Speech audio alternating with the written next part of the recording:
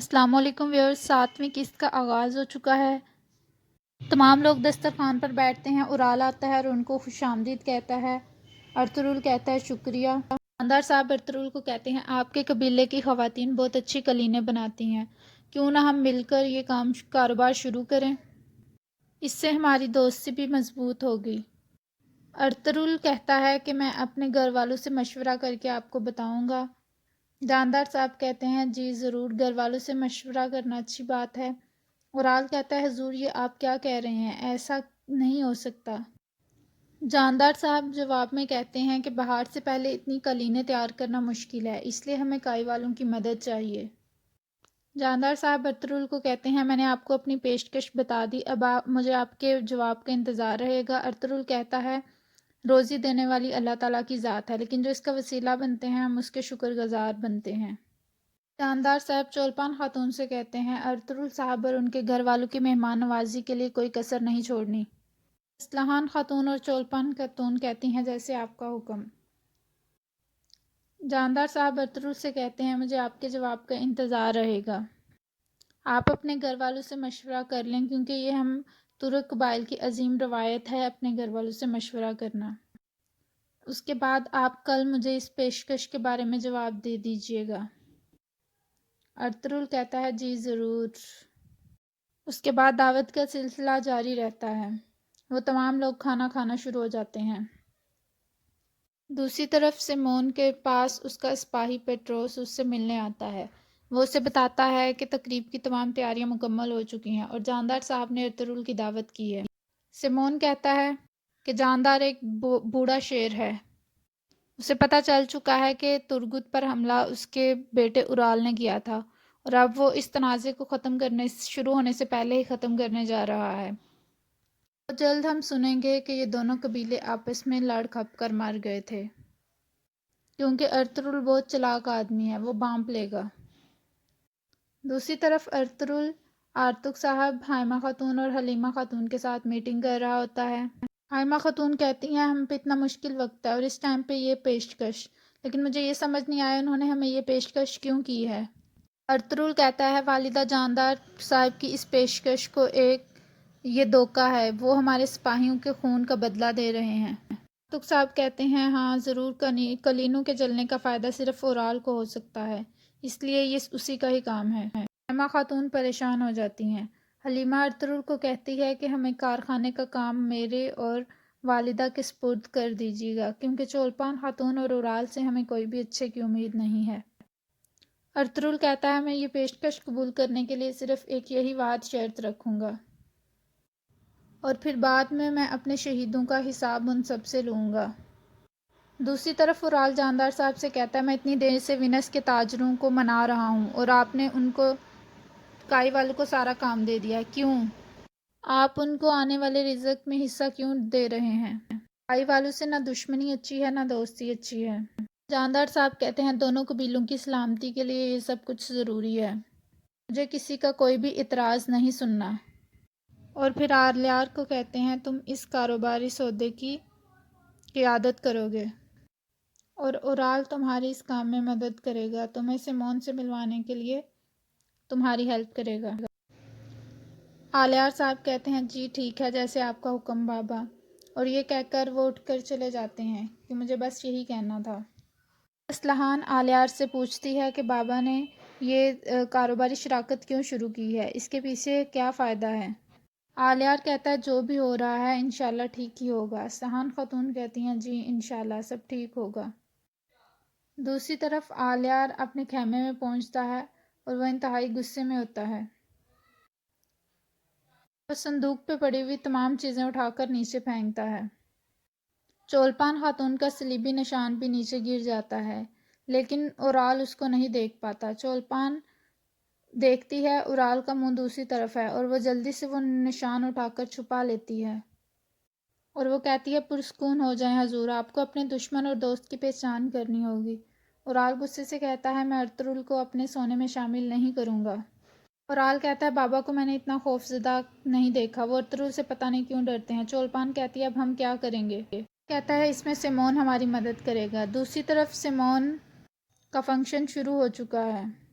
وہ اپنے تمام صلیبی سپاہیوں کو بتا رہا ہوتا ہے کہ استاد پیٹروشیو نے ایک بک لکھی تھی اپنے مرنے سے پہلے، اس میں ارطغرل کے بارے میں تمام انفارمیشن ہے، لیکن اس سے پہلے ہمیں یہ پتہ لگانا پڑے گا کہ ارطغرل سلطان علاؤالدین کا جاسوس ہے یا نہیں ہے۔ وہ اپنے ایک سپاہی کو بلاتا ہے اور اسے کہتا ہے کہ ارطغرل کو مارنے کے لیے میں تمہیں کام دیتا ہوں، تم اس کے لیے بے شک خود کو قربان کر دینا، لیکن ارطغرل نہیں بچنا چاہیے۔ اور پھر وہ اسے کہتا ہے میں تمہیں سورما کا لقب دیتا ہوں۔ دوسری طرف ارطغرل آرتوک صاحب اور اپنے گھر والوں سے باتیں کرنے میں مصروف ہوتا ہے۔ آرتوک صاحب کہتے ہیں کہ ہم کام کہاں پہ شروع کریں گے، کس قبیلے میں شروع کریں گے؟ ارطغرل کہتا ہے ہانلی بازار۔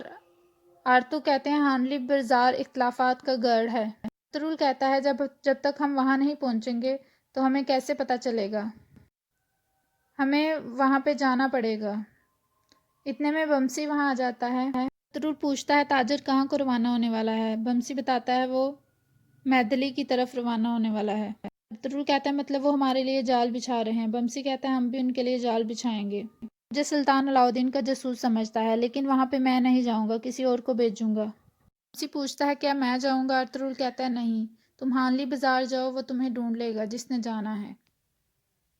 دوسری طرف اسلحان خاتون حلیمہ اور حائمہ خاتون کو اپنا بازار دکھا رہی ہوتی ہیں، جہاں پہ عورتیں کام کر رہی ہوتی ہیں، کارخانے میں قالینیں بنا رہی ہوتی ہیں۔ اسلحان بتاتی ہے کہ ہماری خواتین اس پر بہت محنت سے کام کرتی ہیں۔ خاتون کہتی ہیں میں نے سنا ہے تم اس کی انچارج ہو۔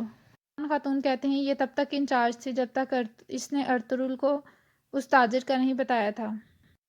حلیمہ اور حائمہ خاتون وہاں پریشان ہو جاتی ہیں، کہتی ہے یہ اس طرح کی باتیں کرنے کی جگہ نہیں ہے۔ دوسری طرف آلیار ارطغرل کو ٹریننگ والی جگہ پہ لے جاتا ہے جہاں سپاہیوں کی ٹریننگ ہو رہی ہوتی ہے۔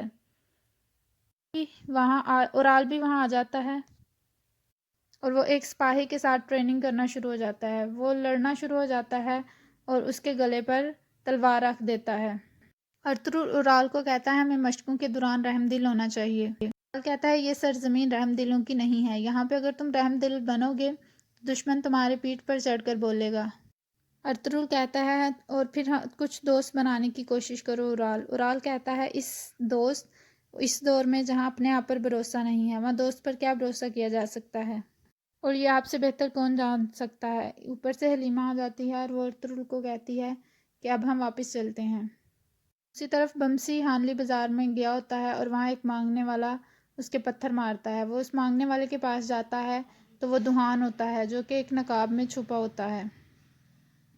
بمسی دہان کو دیکھ کر بہت خوش ہو جاتا ہے اور اسے سمجھ آ جاتا ہے کہ ارطغرل نے کس کو جاسوس بنا کر بھیجنا ہے۔ دوسری طرف ماریا ترگت کے پاس آتی ہے۔ ماریا ترگت کے لیے شربت لے کر آتی ہے۔ وہ ترگت کو کہتی ہے تم یہ شربت پی لو، اس سے تمہیں کچھ سکون ملے گا۔ ترگت کہتا ہے مجھے تب تک سکون نہیں ملے گا جب تک میں اپنے سپاہیوں کا بدلہ نہیں لے لیتا، میری روح اندر تک چھلنی ہو چکی ہے۔ ترگت کہتا ہے میں آج تک اس حال میں ہوں کیونکہ میں کسی اور کے خواب دیکھ رہا تھا، لیکن آج سے میں کسی اور کے نہیں بلکہ اپنے خواب دیکھوں گا۔ وہ باتیں کر رہے ہوتے ہیں کہ اوپر سے بمسی آ جاتا ہے۔ بمسی ترگت سے اس کا حال پوچھتا ہے۔ ترگت کہتا ہے میرا حال میرے اپنوں نے کیا ہے، ارطغرل بھائی کے فیصلوں کی وجہ سے آج ہم اس حال میں ہیں، ارطغرل بھائی کی وجہ سے ہم نے اپنے پیارے کھو دیے ہیں۔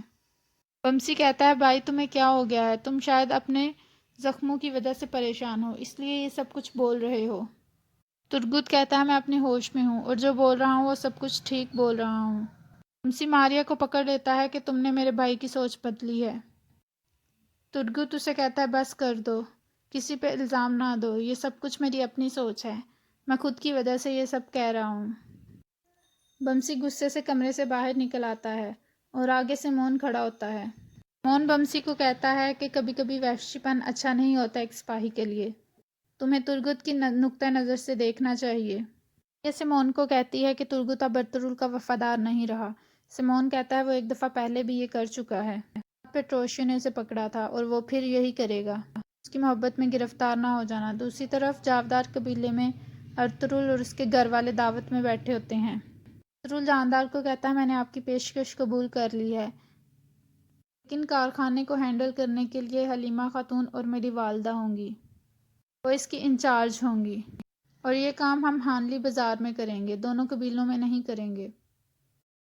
اور آپ مالی معاملات کے انچارج ہوں گے۔ دکاندار صاحب کہتے ہیں ہاں یہ ٹھیک رہے گا، مشترکہ جگہ پر کام کرنا ہی بہتر ہے۔ ارطغرل کہتا ہے کہ ہم ہانلی بازار میں ہی وہ قالینیں بیچ دیں گے بنا کر۔ دکاندار صاحب کہتے ہیں چولپان خاتون اور اسلحان خاتون حلیمہ خاتون کی نگرانی میں کام کریں گی۔ اسلحان خاتون کہتی ہیں جیسے آپ کا حکم۔ اس کے بعد دعا شروع ہو جاتی ہے۔ آرتک صاحب دعوت کے بعد دعا کرتے ہیں کہ جو معاہدہ طے ہوا ہے اللہ تعالیٰ اس میں برکت ڈالے۔ دوسری طرف بمسی اور دوحان باتیں کر رہے ہوتے ہیں۔ دوحان اسے سارا پلان بتا دیتا ہے اور اسے کہتا ہے اب تم یہاں سے جاؤ، میں نے تمہیں جو بتایا ہے ویسے ہی ہونا چاہیے۔ بمسی کہتا ہے ٹھیک ہے، اور یہاں سے اس قسط کا اختتام ہوتا ہے۔ اگر پسند آئے تو لائک کریے گا، کمنٹ کر کے بتائے گا کیسی لگی۔ تھینک یو، اللہ حافظ۔